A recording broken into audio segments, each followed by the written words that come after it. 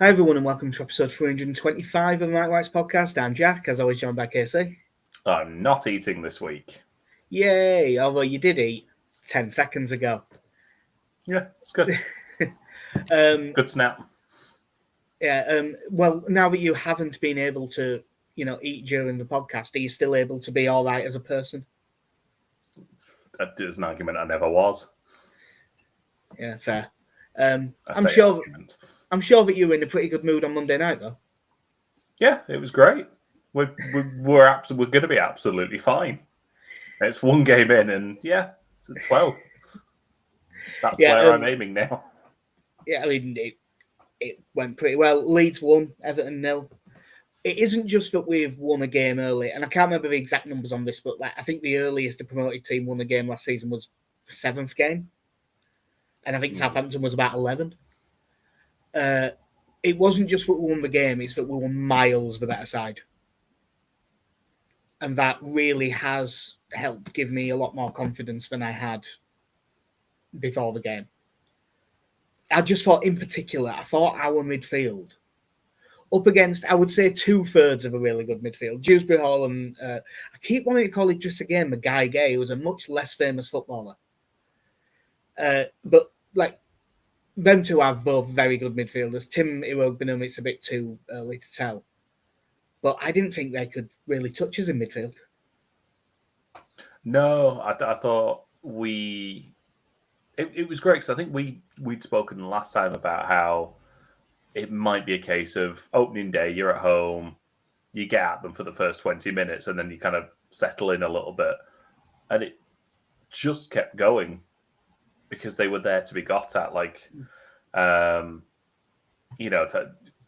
Tarkowski and Keane are not the best ball-playing defenders anyway. So I think it sort of worked out quite well having Joel Peru there who did the Joel Peru pressing, but they were also centre-backs that you didn't need to get at too much when they had the ball. And I thought we did a very good job just forcing them into quite a few errors playing out or just picking off passes. Yeah, the only time they ever really were able to get out was when they hit that long diagonal to Jake O'Brien. And when he pushed up, Nonto wasn't able to be that tight to him because he was trying to steal a couple of yards in case we countered.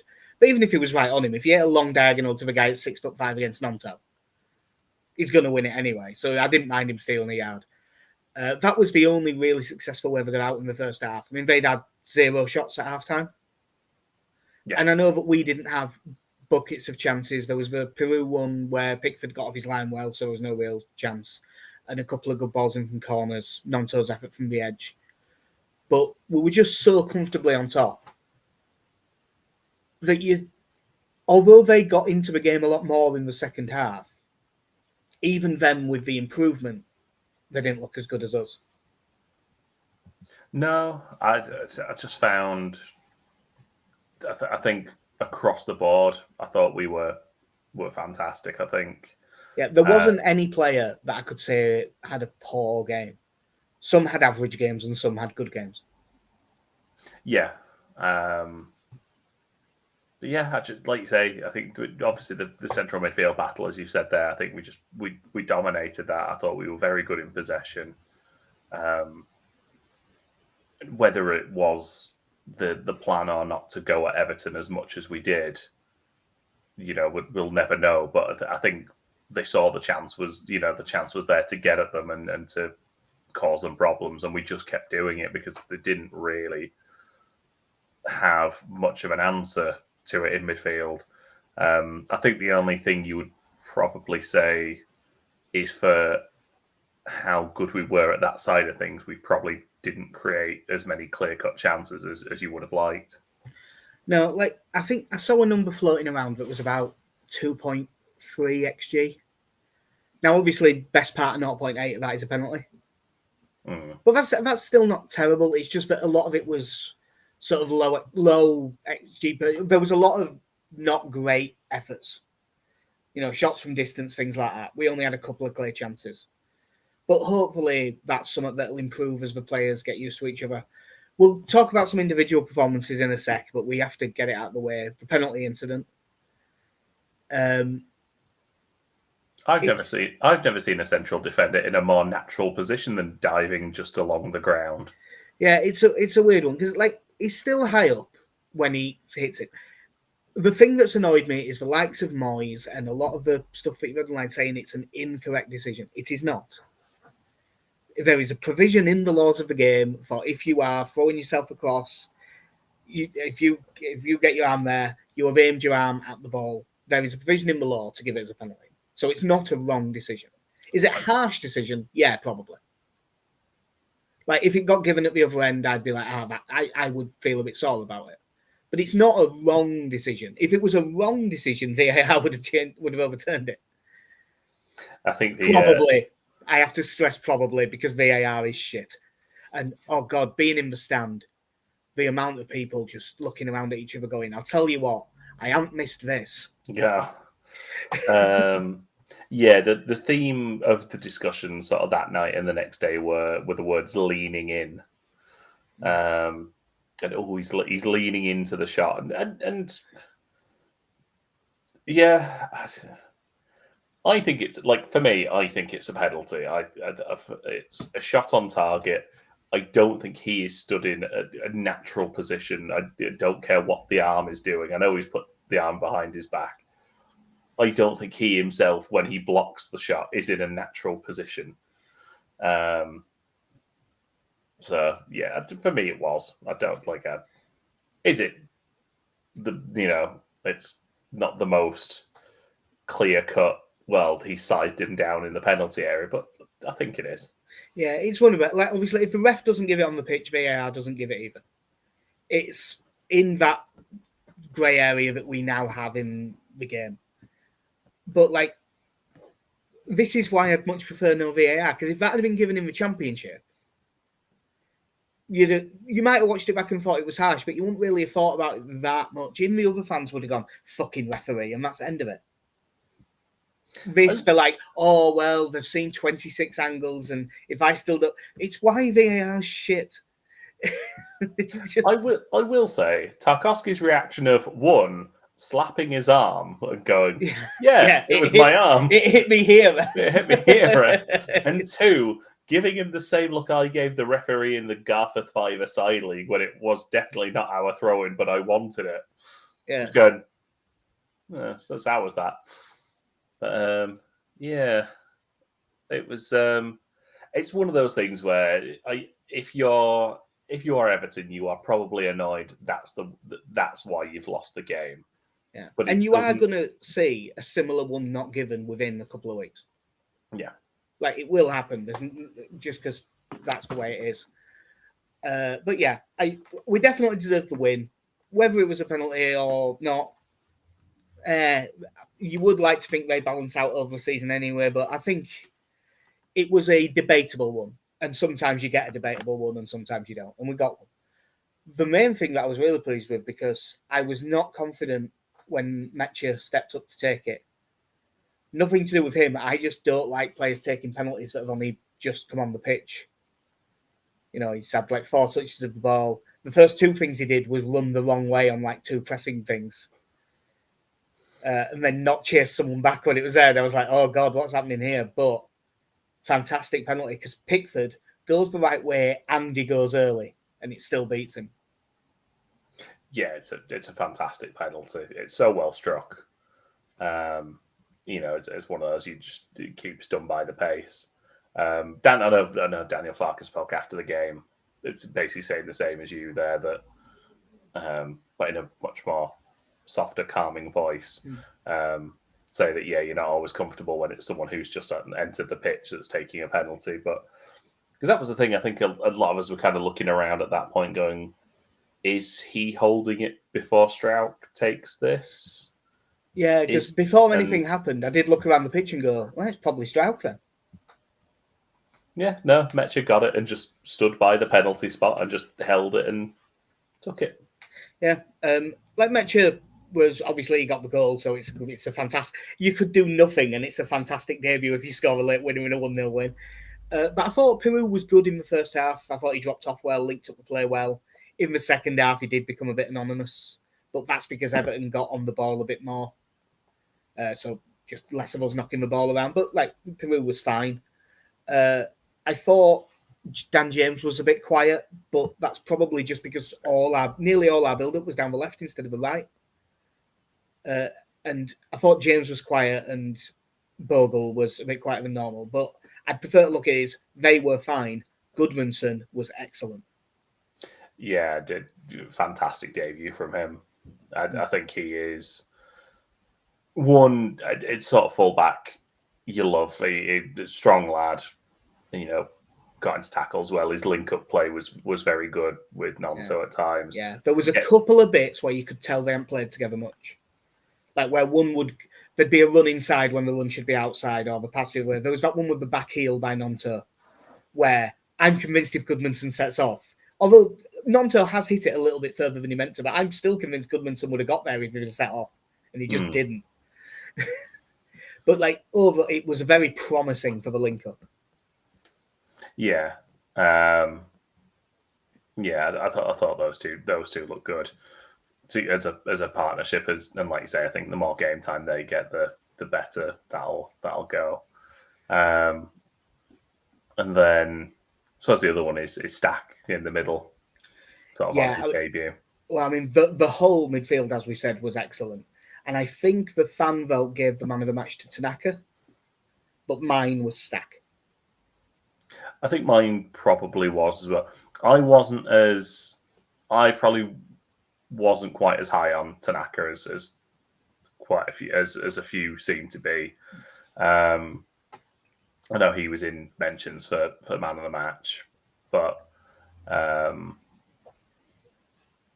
thought there were a few times where his decision making was a little bit off. But I thought Anton Stack looked very good. I thought Ampadu looked very comfortable.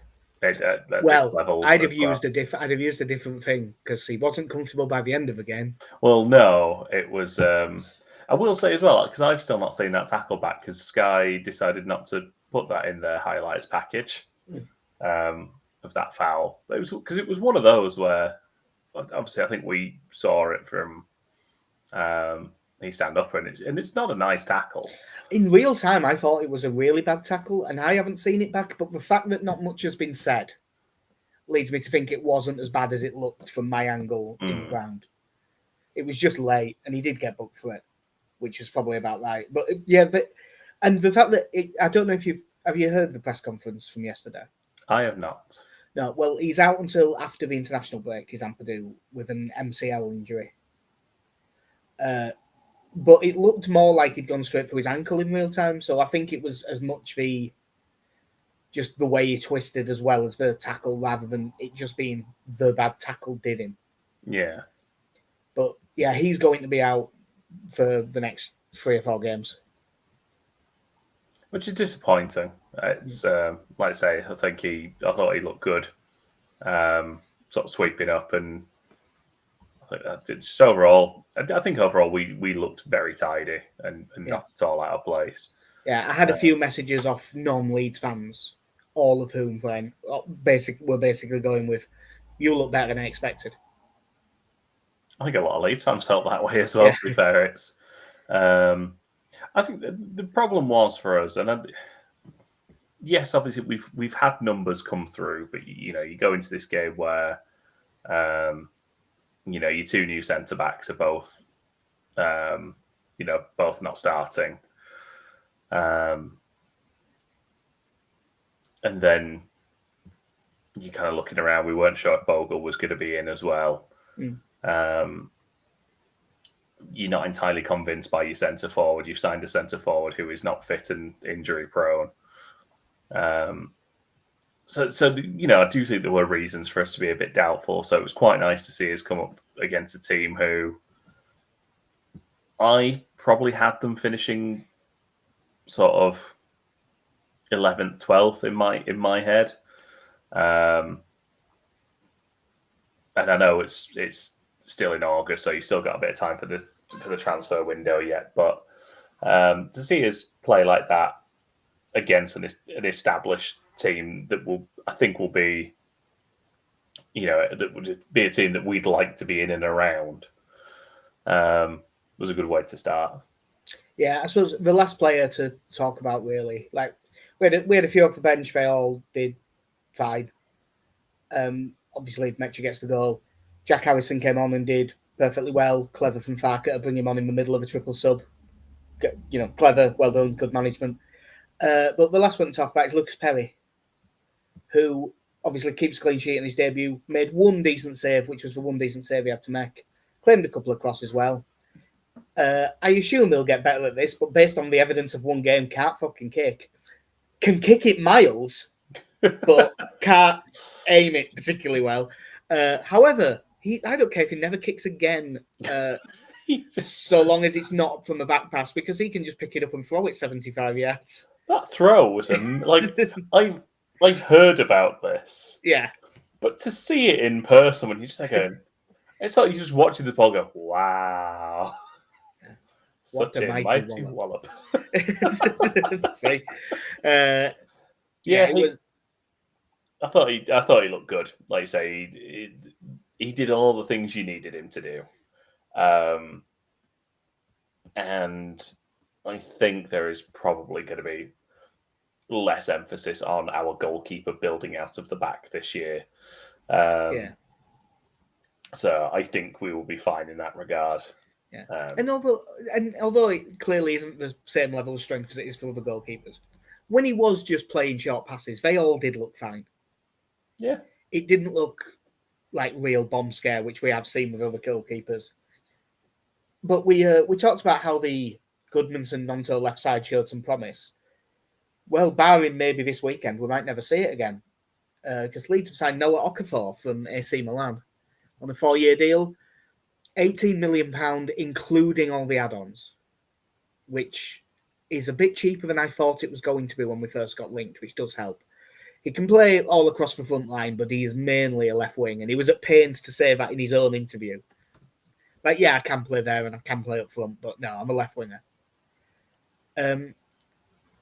So this is basically in theory, our upgrade on Solomon. Yeah, I don't think Willie Nonto will take that well. Bless him, because he must, I think I said to you, he must be sat there with every moment of the transfer window going, please don't sign Manor Solomon, please. I want to have a go at this. But yeah, it's an interesting one with him. I think he is a good player, as is kind of our thing with attacking players. There's been some injuries. Yeah. He seems to have a bit more about him when it comes to beating a man, which is something that we need. He looks a yard quicker as well, which helps. I do wonder. I mean, I doubt it'll be this weekend, but given what we have seen previously when Dan James is in the Premier League, I do wonder if we might end up Okafor left, Nonto right in maybe a month's time. It wouldn't surprise me. I think in terms of on the ball attacking, I do think you probably get more variety out of Nonto than you do Dan James. But I suppose when you're as fast as Dan James, you probably don't need as much in your locker when you can just knock it by someone and sprint past them that easily. Yeah. And I mean, if you're playing a game where you're going to be sitting back and trying to hit counter-attacks very quickly, Dan James is the guy you want. Yeah. He is bringing a bit of height to our diminutive wide players. Yeah, because what is he, about 6'1"? Yeah, about that. And between... And even if you include Solomon in this, between him, Ramazani, Nonto and James, they're not the tallest bunch, which I know they're wingers. But it does give us a bit more presence, I think, there. Yeah.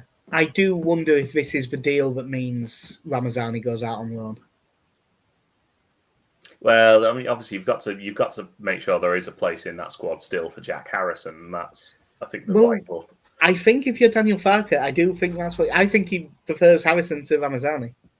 The other thing with Jack Harrison, I think what you saw in the AC Milan game is that you also have that option to play him as a left back, which I don't think is something he will do that much, but I think that gives you more versatility than you're getting from Ramazani.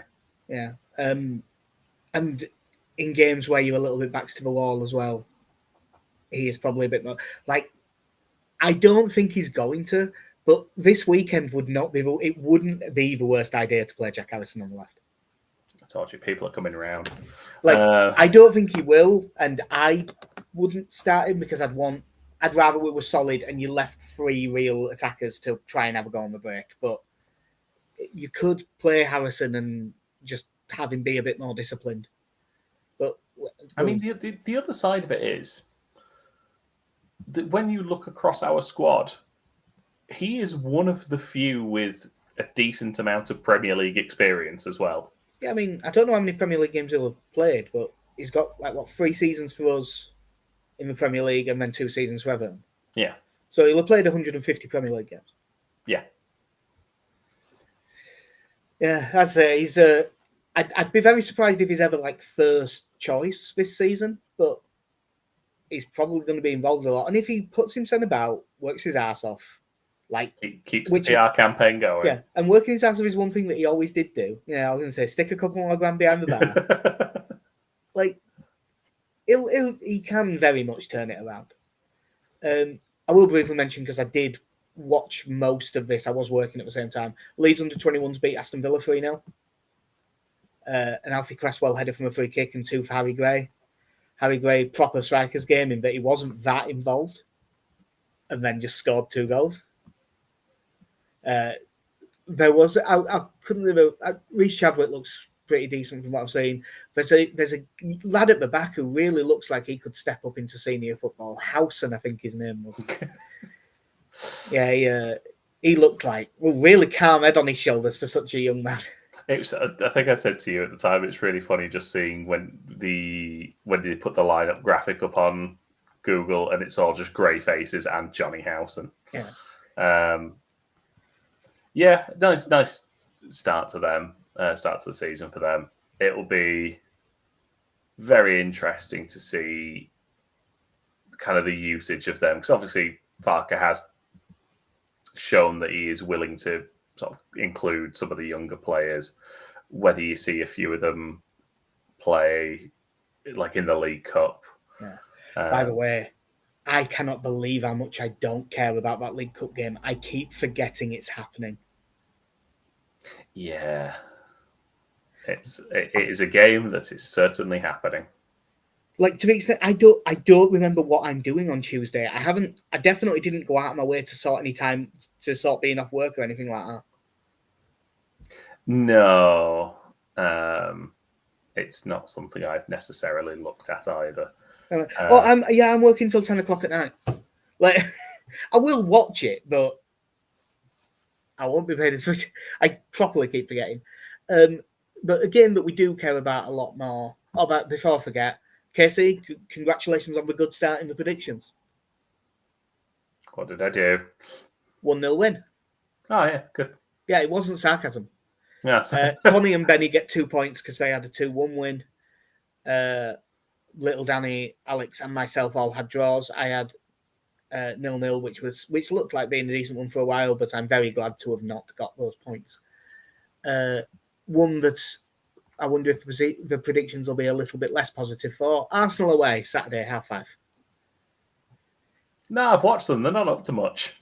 The first thing that I have written down here is 1-1-0 at Scum on the opening day, but fair to say they didn't actually play well.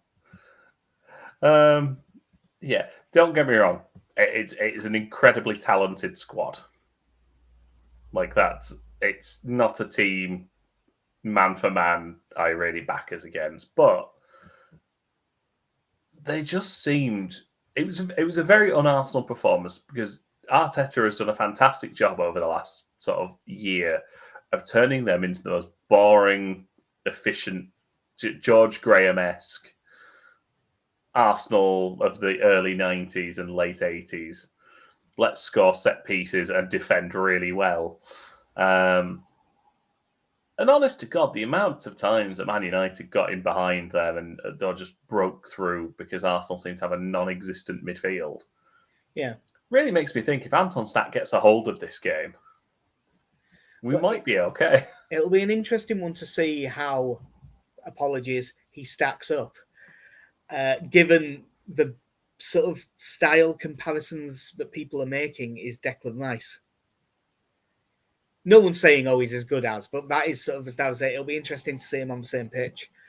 Kai Havertz is out for a while with a knee injury, which has led Arsenal to hilariously gazump Spurs for Eberechi Eze, which was very, very, very funny. One, it's where people thought he would go anyway before it all started. But have you seen? I don't suppose you've listened to the Tifo football podcast this week. No. My boy John McKenzie. That's a callback to really old episodes back when he had like 500 followers on Twitter and I kept talking about him. It was before the Arsenal news was done. And he went, yeah, well, it's Spurs, it's a one-horse race, but if any team can lose a one-horse race. And it appears they have. It hasn't been announced yet, so he isn't eligible to play against Leeds. It would have had to have been done by midday today. However, despite losing Havertz, the team, as you know, we can battle and we can fight and try and get some out of this game, but just player for player. But can we defend a corner? Yeah, that's it. We definitely have the height to do so now, but there's a lot of teams do that. Arsenal team be able to do it. It will be Gyökeres up top because I actually thought he might get dropped for Havertz because he had quite a poor first game, but Havertz is injured.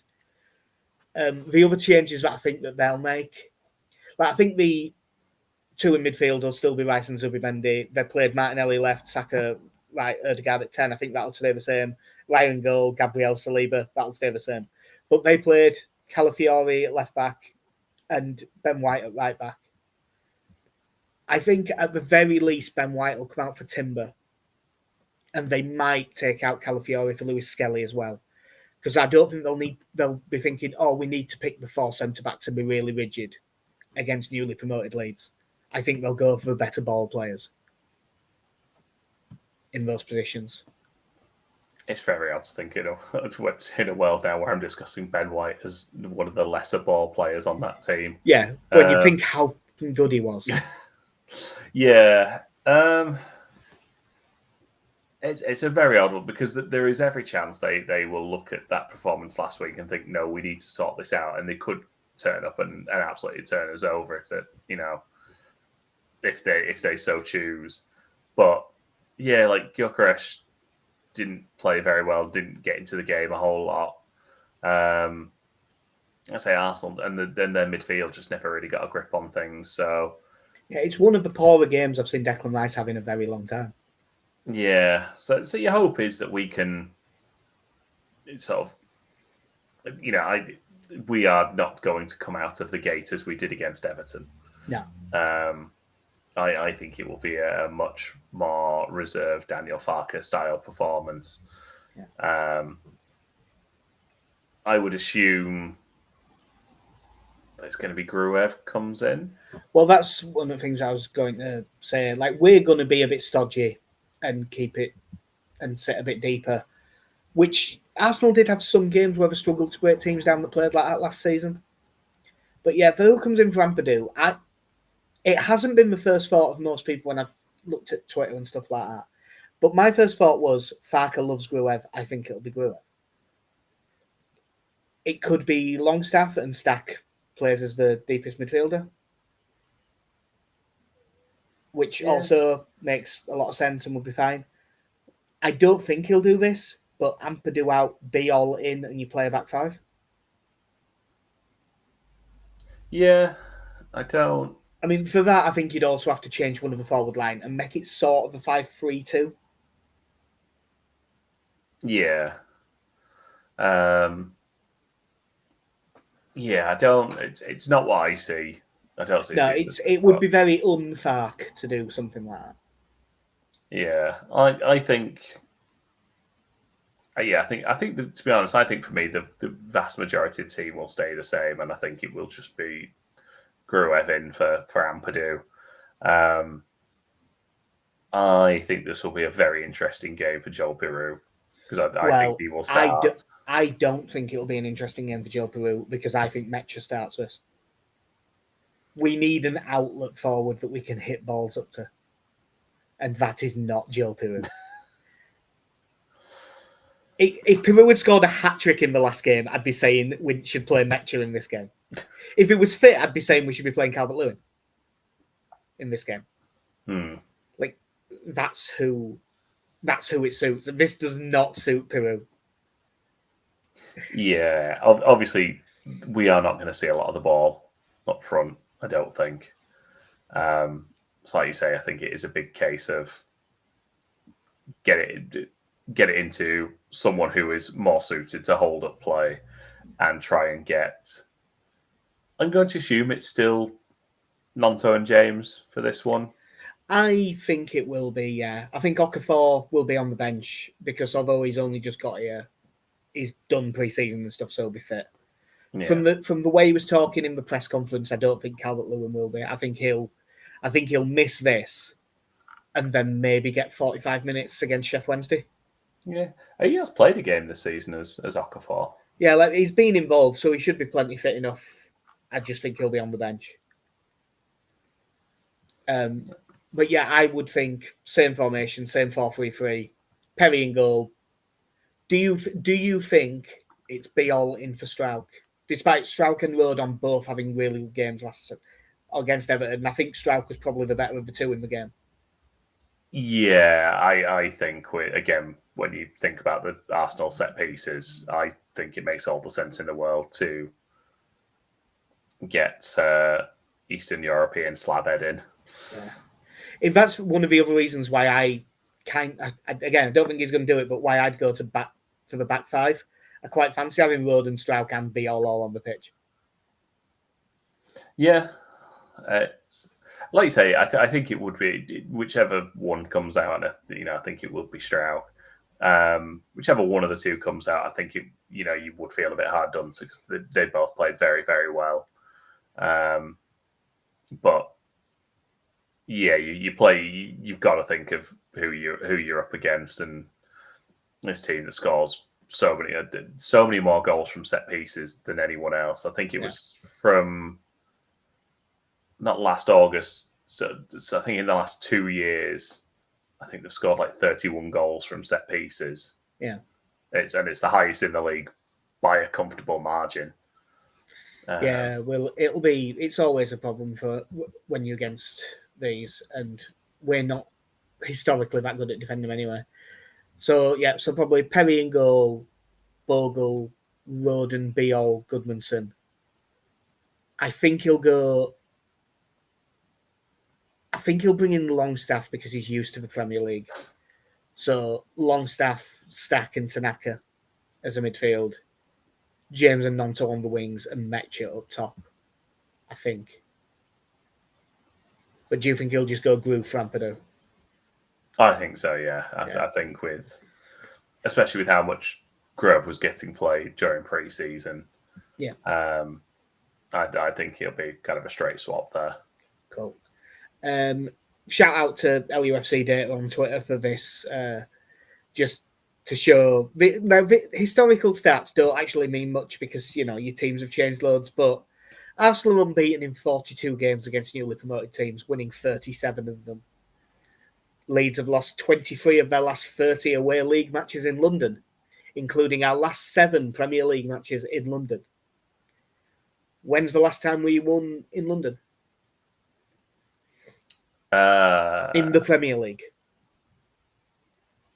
Is it? Did we beat Watford? No, we beat Watford in the Championship because we beat them 4-0 last season. The last Premier League away win. Oh no, I was thinking Premier League. Yeah, it's a while ago. Yeah. I really don't know. It was a 2-1 win. Goals from Rafinha and Jack Harrison.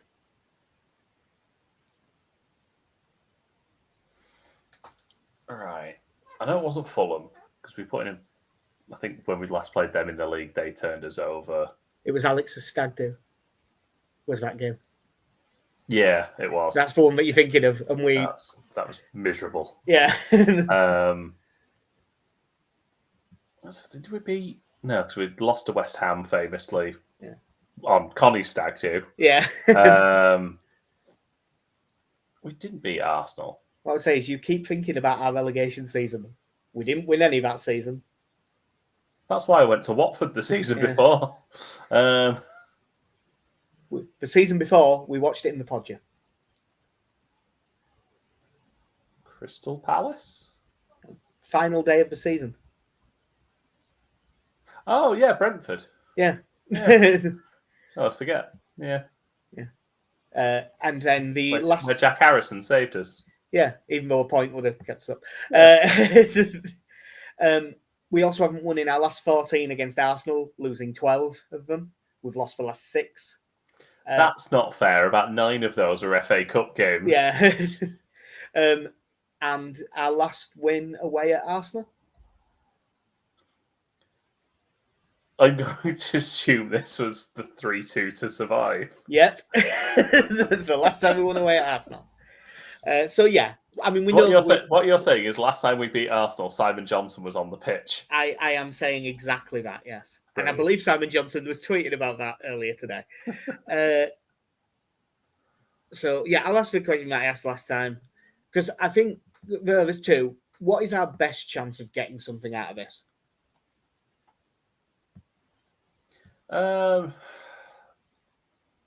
It is probably on the counter attack, isn't it? Because I think there'll be periods where Arsenal are camped out in our half, and that's where again you look at someone like Dan James as potentially an outball over the top.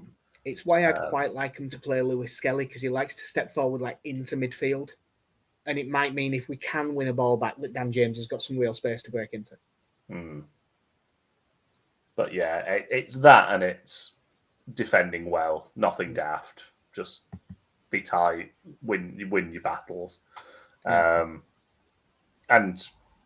you've got to be lucky. I think ultimately. And who are you most scared of?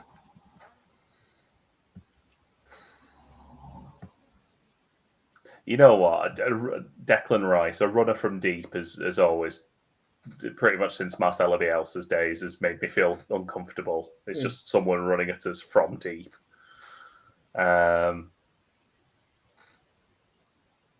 It's weird. Like they are generally across the board. Like you look at players like Saka and Ødegaard, like just they are top level talent. But yeah, there is something about just the Scottish Declan Rice, Scott McTominay just bouldering through midfield.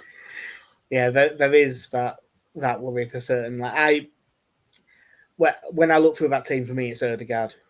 I know that I've just said I really back as midfielder, and he seems to be able to find 5 yards of space just when there isn't one. There could be no gaps, and he has 5 yards, and I just back him to pick a pass. As for the predictions, I mean, there's still the usual positivity. Benny and Connie have gone for 1-1 draws. But little Danny and Alex, 2-0 loss and a 3-1 loss for Danny. What do you reckon, mate? I think I'm going to have to go... sod it. 1-0 win. Why not? Weirdly, I actually thought you were going to go for a win. I'm not going to go for a win. I'm just going for a 2-0 loss. I think that we will put up a pretty decent fight. I think that we'll battle well. I just think that bit of quality will show in the end. And the problem is, we had all the ball in the last game against a worse side than this. And although we played well, we didn't create loads. And we're going to have none of the ball in this game. And I'm not sure that and I'm suggesting we drop our best finisher. So I can't see us getting a goal, unfortunately. And I just don't think that I think they're too good to have this much of a ball and not end up scoring. So yeah, I think they'll beat us, but I don't think we'll get battered. I don't think it'll be like when it was going wrong at the end and we were getting beat 5-6. I don't think it'll be like that.